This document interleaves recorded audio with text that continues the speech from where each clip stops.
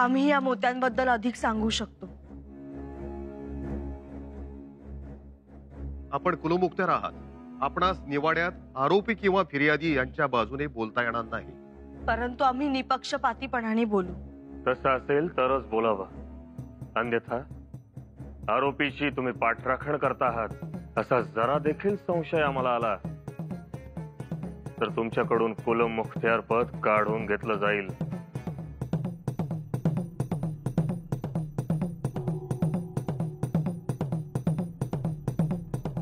माफी असावी, परंतु ते आम्ही आताही सोडण्यास तयार आहोत महाराज। मतलब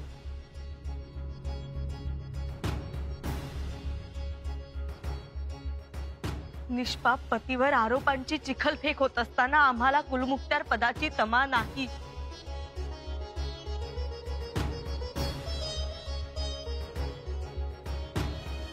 आमचे पतिराज आमच्यासाठी पृथ्वी मोलाचे आहेत।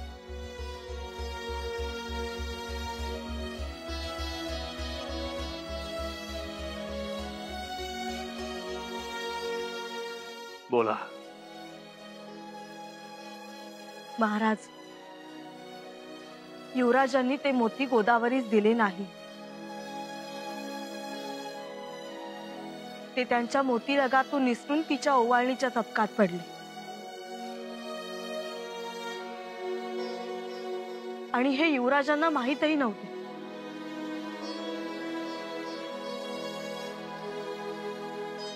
हे कोणी सांगितले तुम्हाला? गोदावरीने।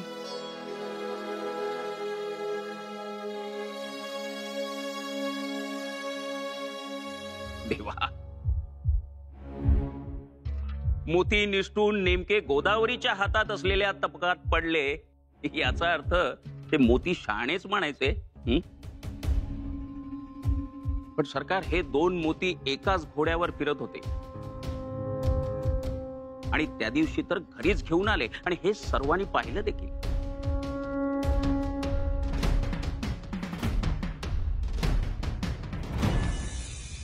त्या दिवशी गोदावरी काळदरीत जीव देणार होती।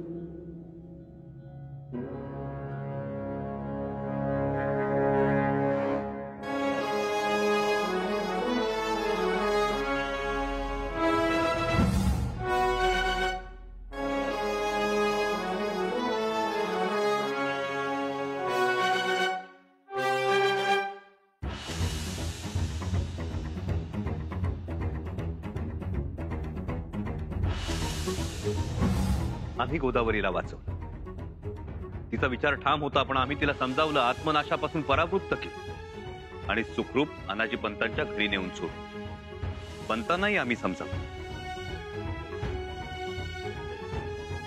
महाराज गडावर नाहीत, काळजी घ्या असंही म्हणालो।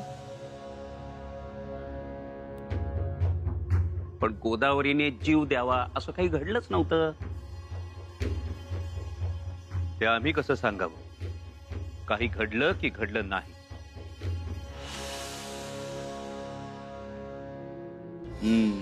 पण यामध्ये एक मात्र घडलं, तुम्ही गोदावरीला आपल्या घोड्यावर घेतलं। ते आम्ही नाकारत नाही, नाकारणारही नाही। गोदावरी प्रचंड घाबरलेली होती, तिच्या पायाला जखम झाली होती आणि दुसरी गोष्ट, आमचा घोडा पवन आमच्या खेरीज अन्य कोणालाही आपल्या पाठीवर बसू देत नाही, म्हणून आम्हाला गोदावरीला घोड्यावर बसवून घ्यावं लागलं।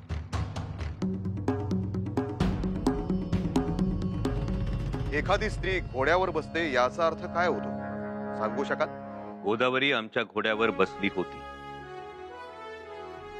जरूर बसली होती, पण मागे। आऊसाहेबांनी आम्हाला प्रत्येक स्त्रीला माय बहीण म्हणण्याचा संस्कार दिला आणि म्हणूनच परस्त्री समोर आमची नजर भुई सोडत नाही।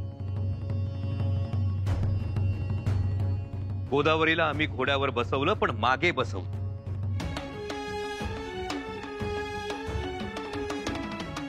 आमच्या घोड्यावर आमच्या पुढे बसण्याचा मान फक्त युवराती येसुबाई साहेबांचा, अन्य कोणाचाही नाही।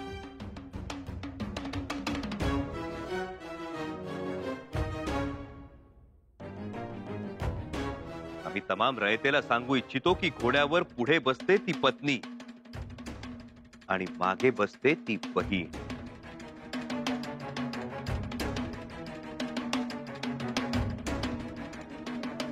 शाबास युवराज. शाबास शाबास युवराज.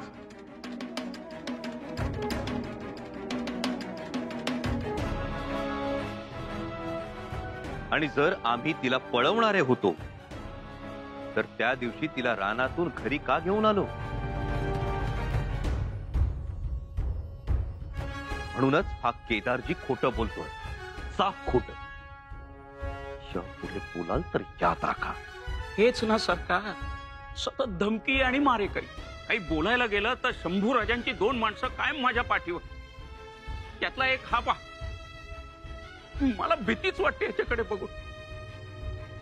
ज्योत्याजी केसरकर, समोर या.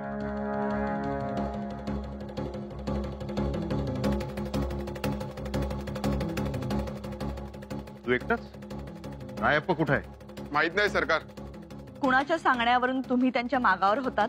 सरकार, मला आणि रायप्पाला नुसती नजर ठेवायला सांगितली होती, पण मारणार होतो आम्ही त्याला. कारण त्यांनी आमच्या युवराजांचं नाव घेतलं. ते आम्हाला पटलं नाही. चांगलाच इंगा दाखवणार होतो त्याला. बघा बघा, म्हणजे मी कोणत्या प्रसंगातून गेलो होतो. म्हणजे मला मारायचं की हे दोघे मोकळे. तुम्ही जाऊ शकता.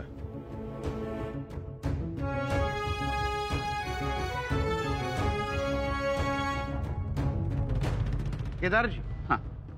त्या गोदावरीवर शंभूराजांची मोहिनी पडली होती असं तू म्हणतोस, बरोबर? बरोबर. मग त्यांनी तिला पळवून नेण्याचं काय कारण? सांगतो ना सरकार. त्याचं असं झालं, गोदावरी सासरी नांदायला तयार झाली होती.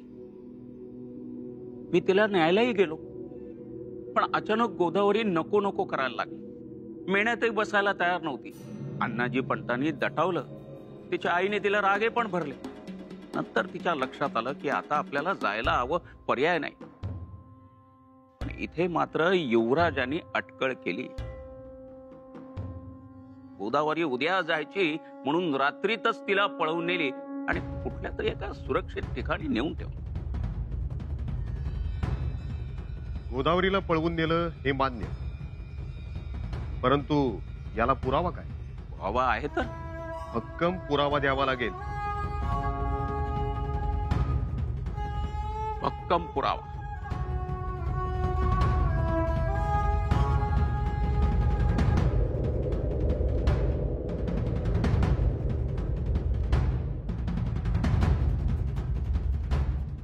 घडी घालून ठेवलेला रेशमी धाग्याचा पुरावा. हा शेला.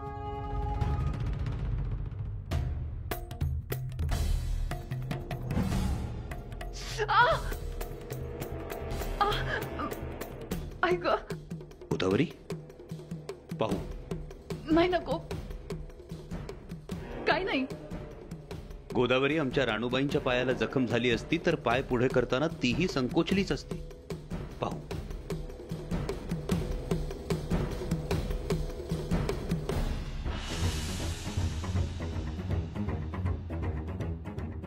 युवराज,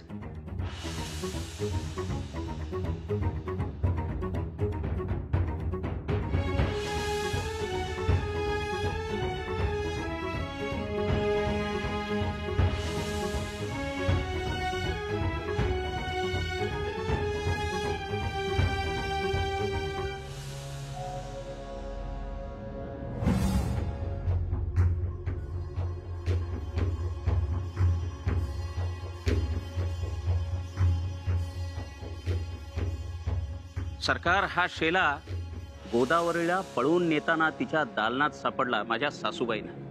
त्यांनी दिला. पहा, हा शेला युवराजांचाच दिसतोय.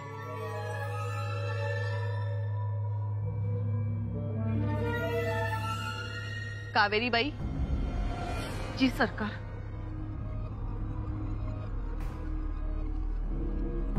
हा शेला तुम्हाला गोदावरीच्या दालनात घटना घडल्यानंतर सापडला? जी सरकार.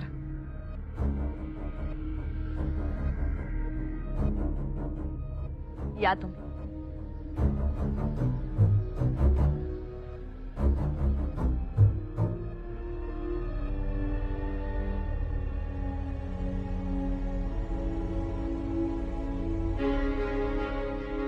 हा शेला तुमचा आहे?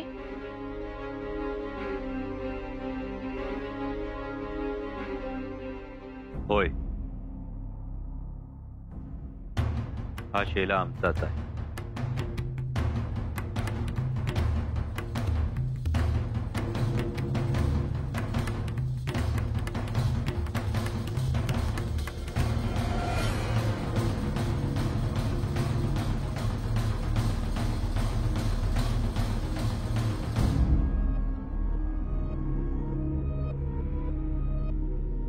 घ्या.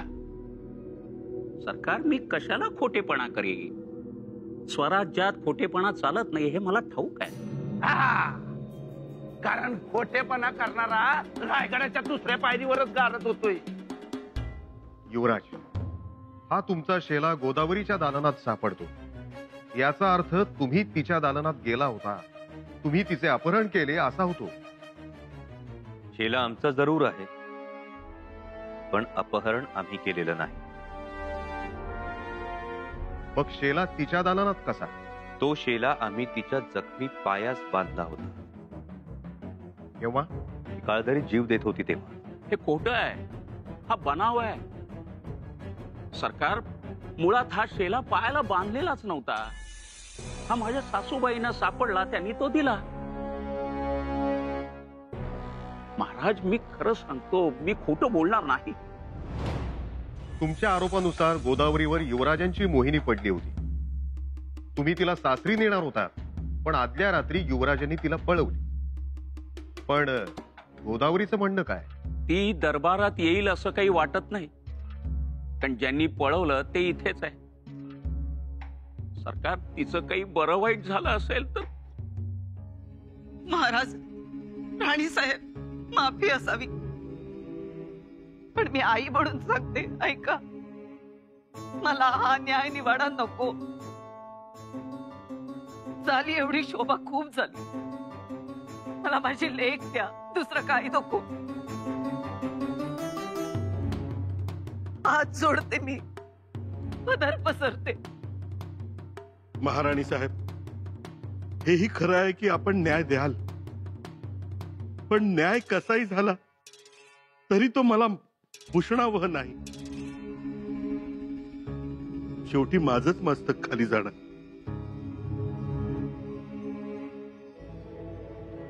एक कळकळीची विनंती, हे थांबवा महाराज. तानाजी पंत, रयत आली आहे. खरं काय खोटं काय ते सगळं रयतेच समोरच होऊन जाऊ दे. तानाजी पंत, आज निवाडा जर अर्ध्यात सोडला तर स्वराज्य कलंकित होईल. लोक म्हणतील शिवाजीनं आपल्या पोरास पाठीशी घातलं म्हणून. रयतेस एक न्याय आणि राजपुत्रास एक न्याय असं बोलतील, पुढेही बोलत राहतील. पंत, पिढ्या येतात, पिढ्या जातात, पण जरतारी वस्त्राला काळाच्या ओघात बदनामीच्या चिंध्या बांधल्या जातात.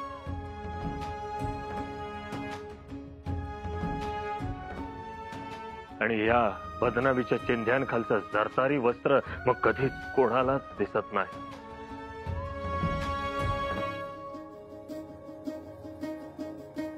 आम्हाला तसं व्हायला नकोय.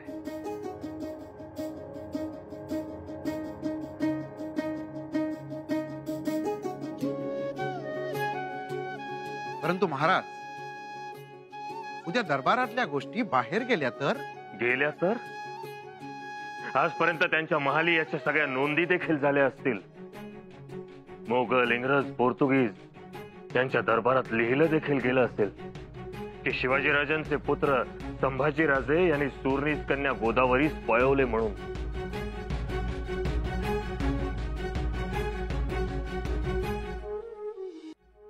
चारित्र्याची बदनामी सगळ्यात आधी लिहिली जाते आणि एकदा लिहिलेली बदनामी पुसण्याचा प्रघात नाही.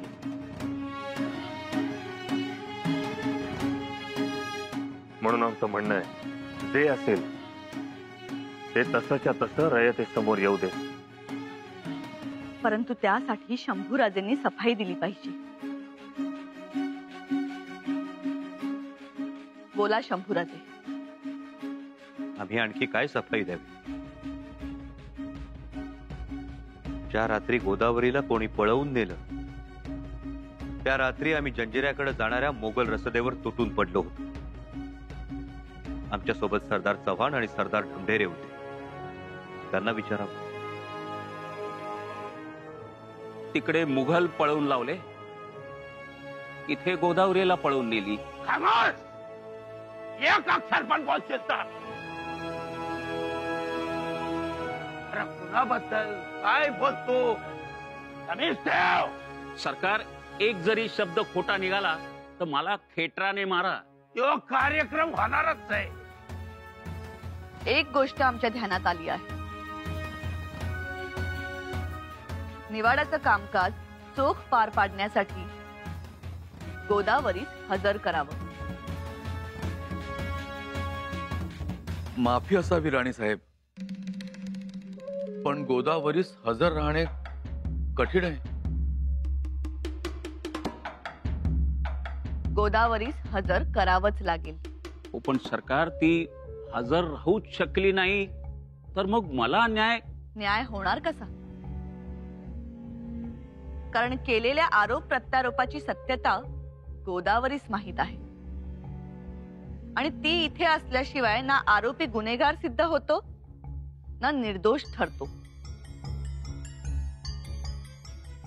ना फिर्यादीची सत्यता पुढे येते. त्यामुळे हा सूर्य हा जयद्रथ करण्यासाठी गोदावरीच पाहिजे.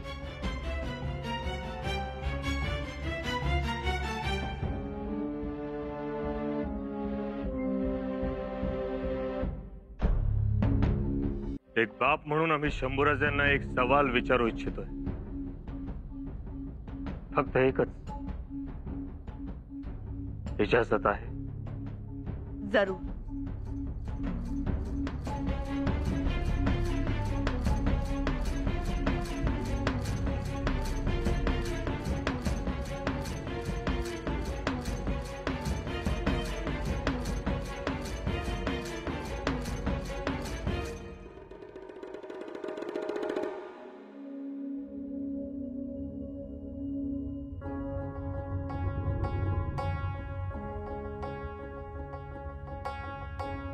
कवड्यांची मायाणा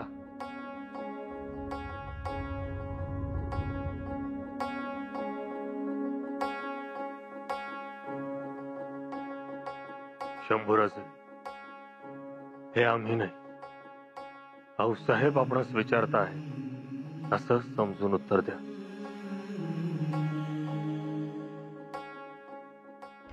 त्या कवड्यांच्या मायेवर हात ठेवून शपथ घेऊन सांगा, तुम्ही गोदावरीला पळवलं नाही.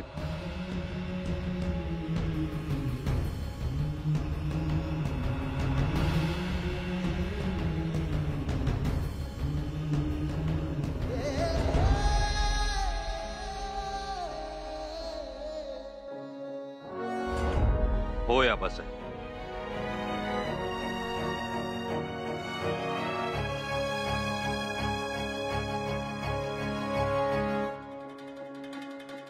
त्या रात्री गोदावरीला आम्ही पळवलं नाही.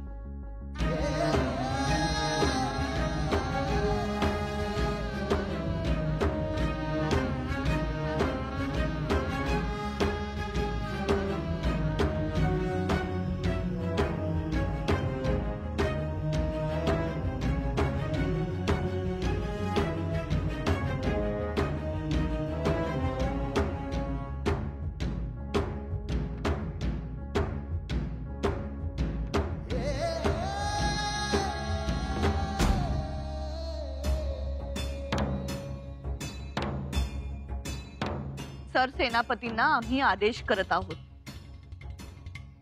त्यांनी उद्याच गोदावरीस न्यायासनासमोर हजर करावे. तोपर्यंत निवाड्याचे कामकाज तहकूब करण्यात येत आहे. त्या रात्री गोदावरीला आम्ही पळवलं नाही.